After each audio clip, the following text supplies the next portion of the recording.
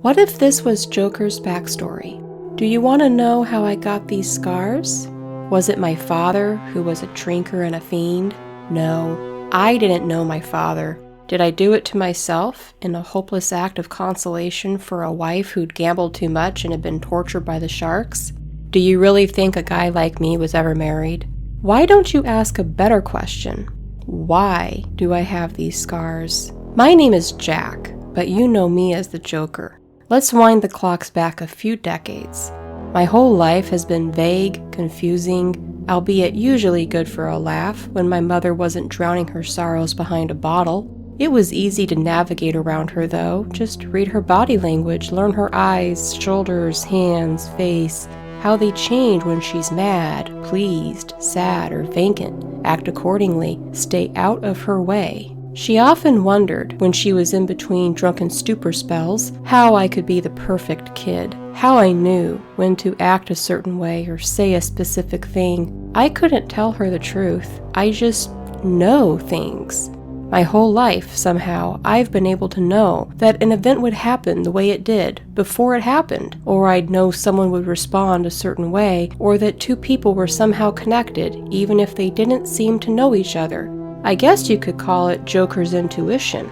Did I have friends, you ask? If by friends you mean the guy I tripped with clear wire in front of the whole class, or the girls who screamed when they saw fake vomit in their restroom, or the kids I zapped with mild electrical currents, then sure, I had friends.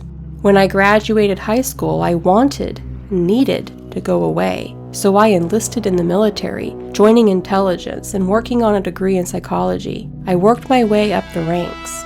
I met a nice girl, we fell in love, and she left the Army soon after, around the time I completed college. She went back stateside.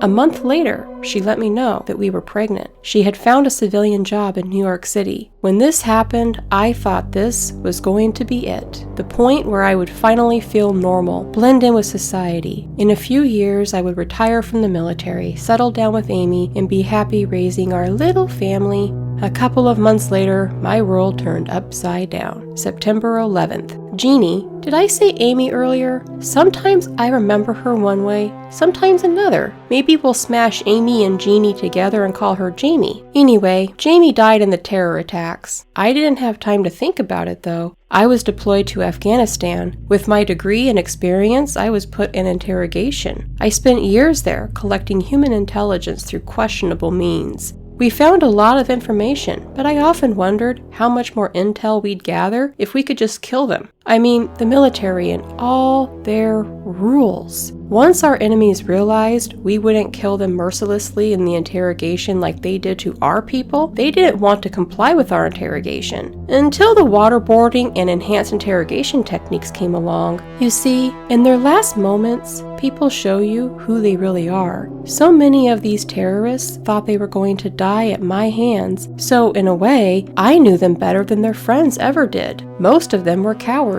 Their desperation, their pleas, their terror. It was fun watching them squirm, beg, suffer. Then one day we were on the move. A truckload of soldiers in front of me blew up. Our entire convoy was attacked. I was the lone survivor. Al-Qaeda took me prisoner. They stripped me naked, and this is where I had a good laugh.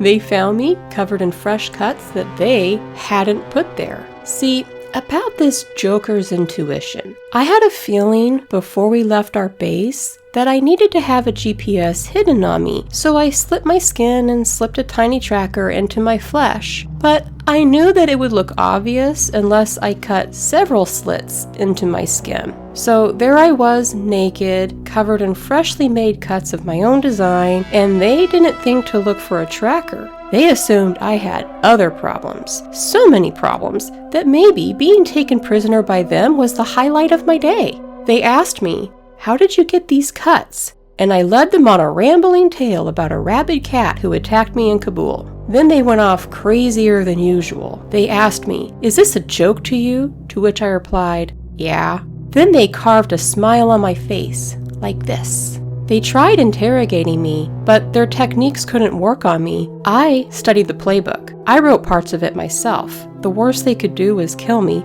but I knew they wouldn't.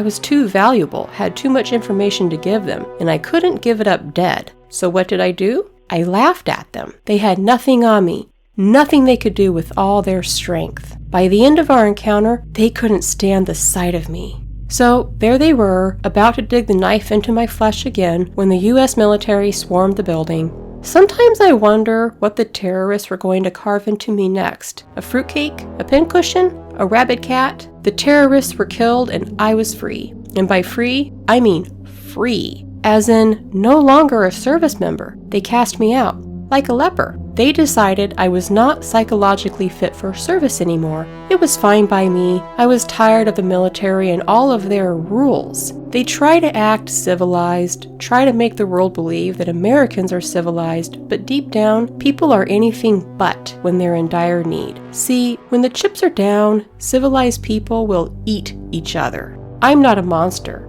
I'm just ahead of the curve. I walked off the plane in Gotham, and you're probably asking, why Gotham? Easy. I spent years surrounded by evil and fighting criminals. Why not go to the most dangerous city in the nation? I can finally fight evil on my own terms. I can take down the mob bosses and figure out what this Bat character is all about. I wasn't sure yet how I would elude law enforcement, but I didn't have to think long because as I was leaving the airport, 2 men in suits approached me before I reached the doors. They looked so stereotypical. They even had the ties and the shades. John, one of them said. Wait, did I say my name was Jack earlier? Well, if I'm going to have a name, I prefer multiple choice. They whispered to me that they had an offer for me.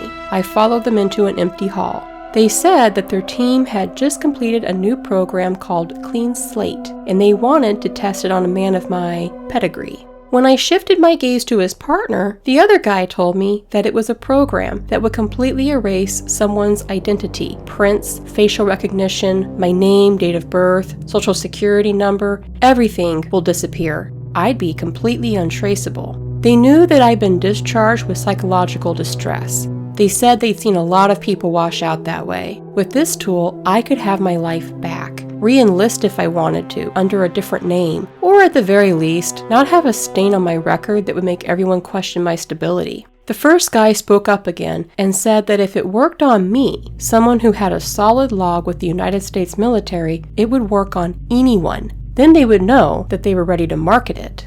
Now this was something that I could use. I volunteered to be their test subject. I got in their SUV. And none of you are going to ask why I got into a vehicle with them without verifying they were telling the truth because everyone knows I'm Joker. I can handle a couple of guys in suits. They drove me to a bland building next to a dock, even gave me a hot dog to eat on the way. They welcomed me in and got everything set up and running. They gave me face paint and told me to dress like a clown to see if facial recognition would still recognize me. It did. Even with the face paint on, it still knew who I was. Then they used the Clean Slate program on me. I washed off the face paint. Even with my face fully exposed, facial recognition couldn't ID me. They ran several other tests and I was completely erased from every system in the world. Once we verified that it had worked, I killed them and destroyed the Clean Slate program. There was only going to be one unidentifiable madman running around Gotham, and it was going to be me. I grabbed the makeup and stepped out of that building, finally free for the first time in my life. I was free from facial recognition, prints, identification. Now I am free to clean the city without the military's stupid rules getting in my way.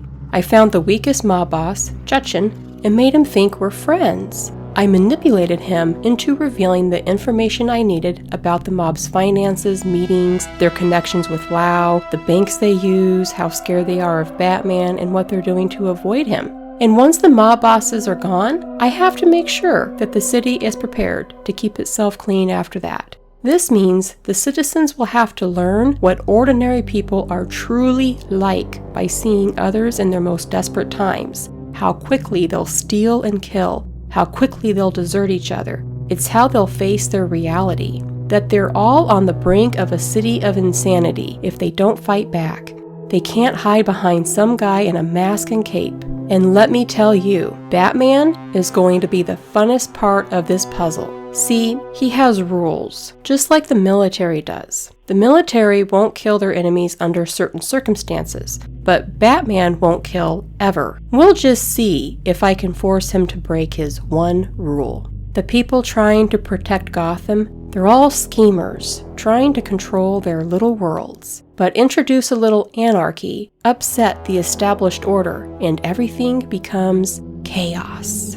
Did you guys like this? What do you think Joker's backstory was in The Dark Knight? Let me know in the comments below. As always, keep weaving the threads of your stories.